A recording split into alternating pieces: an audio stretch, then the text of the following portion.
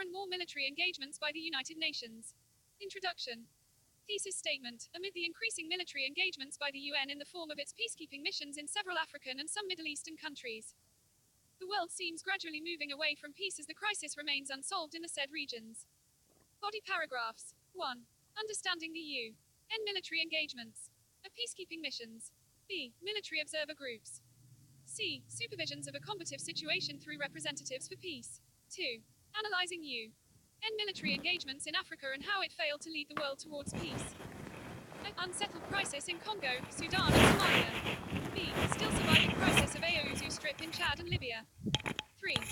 How the UN military engagements in the Middle East are preventing the world from attaining ultimate peace. A. UN observation group's presence in Lebanon and its failure to end the Lebanese conflict with Israel. B. UN observation group in Syria and its failure to end the Syrian crisis. 4. UN military engagement in Asia has failed to lead the world towards peace. A UN military observer group between Pakistan and India has not been able to end the boundary crisis in the region. B. UN military observer group has failed to solve the border dispute between Afghanistan and Pakistan. End the Syrian crisis. 4. UN military engagement in Asia has failed to lead the world towards peace. A UN military observer group between Pakistan and India has not been able to end the boundary crisis in the region. B. UN military observer group has failed to solve the border dispute between Afghanistan and Pakistan. Conclusion. Despite the repeated military engagements led by the UN in South Asia, Africa and Middle East, the body has failed to lead the world towards peace. The crisis remains unresolved or mostly resurface in African and Middle Eastern regions, thus undermining the global peace. The essay, UN was established following the Second World War to establish the world security regime and to ensure long-lasting peace in the new global order. To achieve this rhetoric, the UN devised different ways to combat the elements threatening the world's security or peace. One method is its military engagement. That comes in the form of peacekeeping mission and military observer groups deployed across the world, states facing some sort of security or peace crisis. The performance of such military engagements led by the UN are, however, not seen as a greater success. There are factors that reveal that as the military engagements of the UN are increasing, the world keeps on drifting from the path of peace and peaceful coexistence. The apparent manifestations supporting this assertion lie in the failure of UN-led peacekeeping missions and military observer groups to ensure peace in African countries of Congo, Sudan and Somalia. Further, the failure of UN military engagement in ending the Middle Eastern crisis has clearly depicted the situation of deteriorating world peace amid the futile efforts. Beginning with the effort to understand the military engagements of the UN, it can be assessed that in what possible ways the international body is making a futile effort to keep peace in the world. First manifestation of military engagement of the UN is named as UN peacekeeping missions. These are the military missions carrying soldiers from the armies across the world. The missions are deployed by the UN for the sake of securing peace in a region or country of crisis. UN military engagement in the form of peacekeeping missions have been mostly deployed in the African continent. Besides that, these missions have served in the chaotic Middle Eastern situations. But the question remains about the performance and role in securing the global peace and security. These military engagements of the UN are often criticized because the troops in blue helmets remains unable to ensure peace in chaotic situation. Further, they have been found indulged in certain war crimes along with showing indifference to the genocide of any group in the area under the supervision. Their work thus remains a military engagement of the UN that is failing to lead the world towards peace. Second manifestation of UN military engagements is the military observer groups deployed in the regions where disputes can erupt any time owing to the unsettled territorial or political problems. These groups lack authority in the areas of their observation. States often override the suggestion and recommendations of the military observer groups, thus undermining the world peace. Third manifestation of UN military engagement comes in the shape of sending special representatives to the combative areas of the world.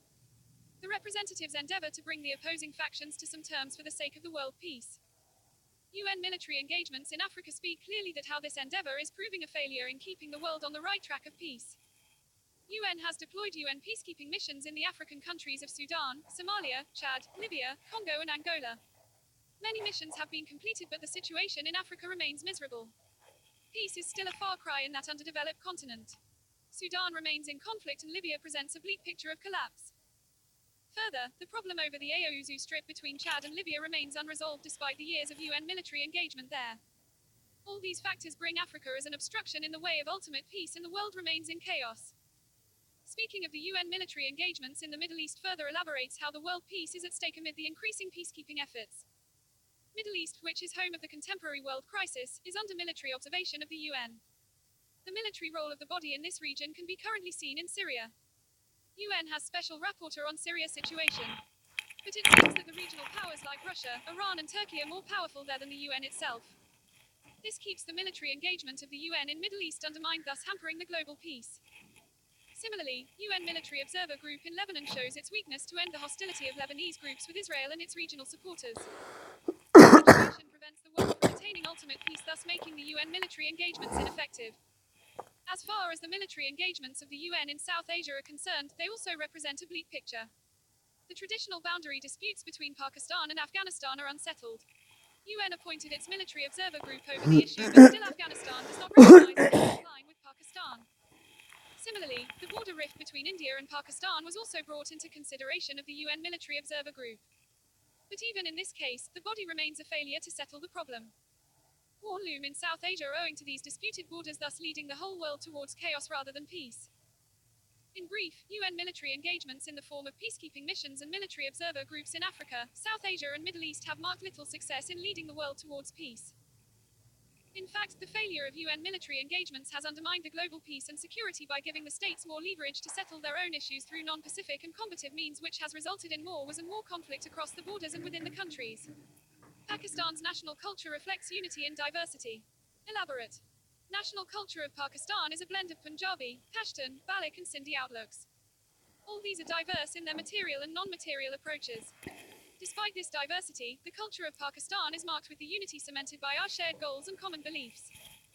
Amid the minor rifts ignited by provincialism and ethnicity, Pakistan's national culture remains one marking the united people of varying origins and of different social strata. Defining Pakistan's national culture.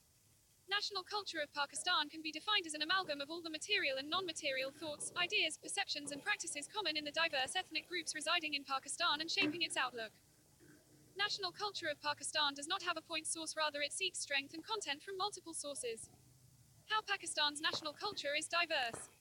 The coexistence of four major provincial and ethnic groups known as Punjabi, Baloch, Pashtun and Sindhi. With their varying ideas about social customs, with different approaches towards development and with separate thought about the politico-economic setups, makes Pakistan's national culture diverse. How Pakistan's diverse national culture marks unity. Pakistan's national culture reflects unity in diversity by bringing into consideration the varying social customs of all the ethnic groups, maintaining a sense of harmony among the differing socio-economic approaches among different people living in Pakistan, establishing the environment for coexistence for all the cultural patterns no matter how different they are from one another, mainstreaming the people of all origins for common goals of nations' defense, prosperity and development, introducing the trait of tolerance and acceptance for each other's cultural values and tribal histories, providing the people of different backgrounds shared beliefs, one ideology and common religious sentiments, ensuring the opportunity of social mobility for everyone irrespective of his or her ethnic background. With all these manifestations, the national culture of Pakistan stands out to be eminently united amid the diverse social, political and economic approaches of people from different origins, backgrounds and histories. Conclusion. National culture of any country is what its people think and practice along with what they hold dear and what they defend. As far as Pakistan is concerned, it is no exception in this regard. It has a national culture united and cemented in the diversity of socio-political thoughts and cultural variations. People from all the four major ethnic groups and provinces remain united amid the minor rifts over their rights and sharing the national wealth. CPEC is a flagship project of One Belt, One Road. China-Pakistan Economic Corridor, CPEC, a billions of dollars mega-economic project, is actually the leading manifestation of the Chinese One Belt, One Road, OBOR, vision. Being the first of its form and now almost in practice, CPEC not only brings the dream of OBOR into reality but also changes the economic, strategic and political status quo of regional relations. Understanding CPEC and OBOR. China-Pakistan Economic Corridor is a mutually beneficial corridor between China and Pakistan on the formula of give and take. China is investing over $50 billion in Pakistan's infrastructure and energy sectors in return for access to the country's routes leading to Gwadar port. The port will ultimately enable the Chinese goods to reach the African and Middle Eastern markets using the shortest possible way from the Western China. One Belt, One Road, on the other hand, is a mega vision of China to connect the whole region and beyond into a single network of transit routes using which China can carry its products to most of the Asian and European countries. OBOR remains to be the most important step of China to be a superior economic power replacing the United States. CPEC is flagship of OBOR. Flagship means to be in leading position in a venture. As far as CPEC is concerned, it is truly the flagship of OBOR owing to the following reasons.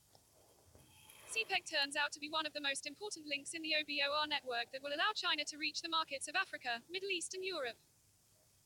CPEC stands out to be the first such project that has been materialized in no time, and it is almost in the starting phase of its practice. Providing the shortest link between three continents, allowing massive trade transit and connecting the Chinese dots of OBOR. CPEC remains a flagship of the One Belt One Road vision. How CPEC is game changer. CPEC is game changer in the region owing to following reasons. It is ensuring unprecedented ties between China and Pakistan on the economic grounds. It has brought Russia, UK, Iran and Central Asian republics to revive their attention towards Pakistan and the South Asian region. It is building the economic connectivity between Africa, Middle East and Asia along with seeking access to the European markets. It is altering the regional strategic balance by marking a shift in alliances. New political and economic blocs are surfacing with new visions owing to the CPEC. It is altering the regional approach from protectionism towards liberalism of trade and shared prosperity. Conclusion. OBOR is the long-term economic and strategic vision of the Chinese people, while CPEC is the leading practical manifestation in this regard, with its apparent benefits to China, Pakistan and other regional countries. CPEC stands out to be a game-changer as well, altering the regional alliances and shifting the balance of power. Significance of Shanghai Cooperation Organization, SCO, for Pakistan. Amid the shifting balance of power in the region, Shanghai Cooperation Organization is emerging out to be an important security bloc, thus bringing vital significance of strategic and security nature for Pakistan. SCO can be significant for Pakistan in helping the latter to strengthen its security against the non-conventional threats, along with seeking new opportunities of economic cooperation with the regional economic and security powers. Briefly understanding Shanghai Cooperation Organization. SCO is fundamentally a cooperation bloc of regional nations like Central Asian republics and South Asia. The bloc is led by China and Russia. Though it has been established for cooperation in economic realm and against the common threats like terrorism, yet it is often seen as a security bloc. Analysts have also termed it as NATO of the East, rendering it as a tool to counterbalance the Western NATO. Significance of SCO for Pakistan. Shanghai Cooperation Organization, SCO, can be termed as vital and significant for Pakistan owing to the following facts. It is an important cooperation bloc for Pakistan where it can seek the economic help from major regional powers to prosper through trade and proper investment. SCO, being an emerging security bloc, can prove greatly helpful for Pakistan in helping it from traditional and non-traditional threats. SCO is providing Pakistan an important strategic position against its regional and global enemies. The organization is giving Pakistan better options in terms of choices for regional partners. It is bringing it closer to Russia as well as the Central Asian republics. Pakistan can have the significance of getting on good terms with India using the platform of SCO. Their hostility is often seen as a threat to the working of SCO, but in an optimist view. The platform provides good opportunity for both of them to sort out the problem. Through SCO, Pakistan can end its diplomatic isolation in the region. Pakistan can seek help to counter the threats of terrorism in the region along with sharing its experience with the other member countries facing such challenge. Conclusion. Shanghai Cooperation Organization is doubtlessly a kind of order to which Pakistan can attach vital expectations of significance in the areas of economy and security. SCO can also provide better choices in friends, strategic leverage and diplomatic inclusion. It can further ensure help for Pakistan in countering the years-long threat of terrorism along with providing mechanism to cope the non-traditional challenges. How general elections in 2002, 2008 and 2013 strengthened democracy in Pakistan. Being the essential part of a healthy democratic process, elections have always remained an important yet controversial topic in Pakistan. Not all the elections in Pakistan have contributed to the strength of democracy. Some have hampered its growth. However, the previous three general elections held in 2002, 2008 and 2013 can be considerably marked as elements of democratic strength in Pakistan. General elections of 2002 and their role in strengthening democracy. The elections held in 2002 least contributed to the strength of democracy, but it laid the foundations of a democratic and free elections process in the country. These elections were held during the dictatorial regime of military President Musharraf. This fact undermines the role of these elections in strengthening democracy. Critics point out that how could this election strengthen democracy when country was then being ruled by an autocrat? Still, this election founded the very terms for a process that continues even today. General elections of 2008 and their role in strengthening democracy. As far as the general elections of 2008 are concerned, they can be marked as middle ground in Pakistan's voyage towards free and fair electoral process. This election, which brought Pakistan People's Party into power, actually strengthened democracy by ending years of autocratic military rule. Further, allowing a healthy election campaign in the traditional mainstream political parties added to the spirit of democracy in Pakistan. Lastly, it was the result of this election the PP-led government completed its constitutional tenure of 5 years, thus establishing a well-cherished democratic norm in the country. General elections of 2013 and their role in strengthening democracy. Elections held in 2013 can be regarded as the high point of democracy in Pakistan. It was the result of peaceful and unprecedented transfer of power from one democratic party to another through these elections. It was the election when 3 major mainstream political parties contested to emerge out. The election strengthened democracy by introducing the norms of effecting campaign amid the more learned public opinion. Conclusion. Despite some of the controversies attached to the general elections of 2008, 2013 and to some extent that of 2002, added to the strength of democracy in Pakistan by introducing good electoral norms and providing the masses with better political strength of democracy in environment. These elections brought the practice of peaceful transition of power from one government to another in constitutional way, thus discarding all the unconstitutional practices of the past years.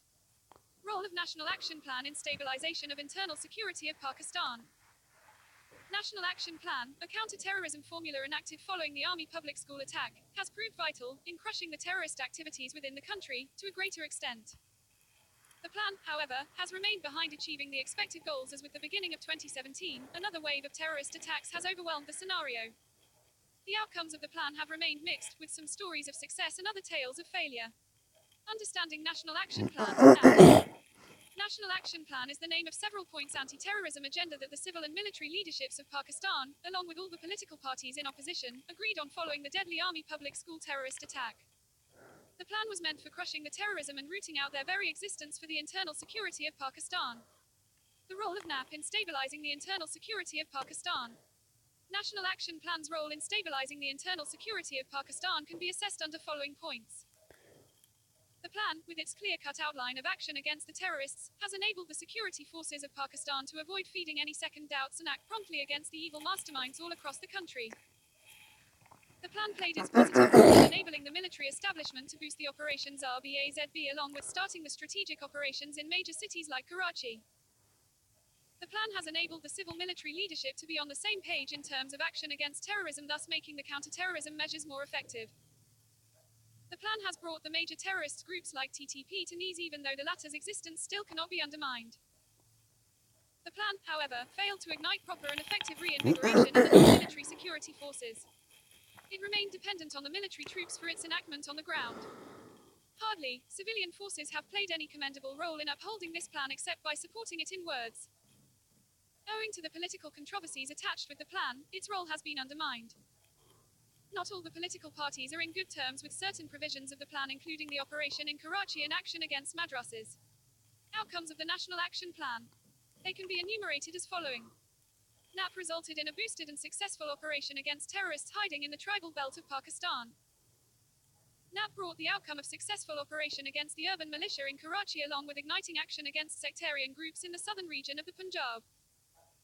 NAP ensured the outcome of civil-military cooperation over counter-terrorism measures. NAP, to a greater extent, lowered the number of terrorist attacks, thus strengthening the internal security of Pakistan. Conclusion. National Action Plan has proved relatively a good and effective agenda against the terrorists hiding out and spreading violence in Pakistan. It has helped the internal security to improve with better outcomes. Beyond that, the plan remains victim of its own success. It has been facing political controversies along with limited attention of civilian government, thus undermining the effort to improve internal security.